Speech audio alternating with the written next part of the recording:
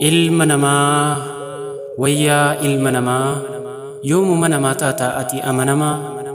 Ilma namaa jechuun fagoonarraa jira niin dadhabe beekuu taa'us qalbii hiraa. Gaari jee osoon gargaaree fi qabuu kan nagatu ta'e kutee haada irbuu shiran irratti xaxaqofleenaan haasawaa akka isaatiin silaa maaltu naaf mijaawaa. Qaama qalbiin darree qaamni ofirraan garree ilma namaa qofa keessa isaan barree. Ilma namaa moo dhiisi ilma namaa dhiisi dhala namaa yoo jaalatte maleen se'in amanamaa. Ilma namaa jechuun qooda siif hin kaa'u erga siif hin hafee daandii si cekkaawu. Saree ta'uun beeytu nyaatee kan si tufu maqaa kee haasuu maqaa kee haasoo keen quufu. Maal fakkaata dhibeen dhandhama jaalalaa jettee nan gaafatin nagartaa siif galaa. Qaama kiyya jettee isaaf dura salaachaa garaa keessi garraan siif qota qorichaa.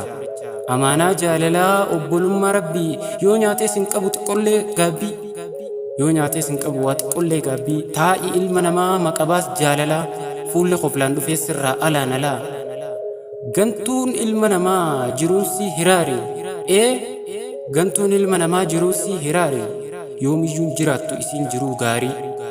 Waa'een ilma namaa himamus yoom dhumaa lubbuu too yaaddawin hin kuftu gonkumaa. Baraatu shirjaa waamee qabaadhatee gaafaan himuu dhufa awwaan na mudate. Yoo jaalatan malee amanuun hin malu fuula laalteen sa'iin gaarii siif fuula laalteen sa'iin gaarii kan siif tolu. Wal garra fuuldura gaafa rabbiin je'ee waa'een ilma namaa anquu fenaaf ga'e.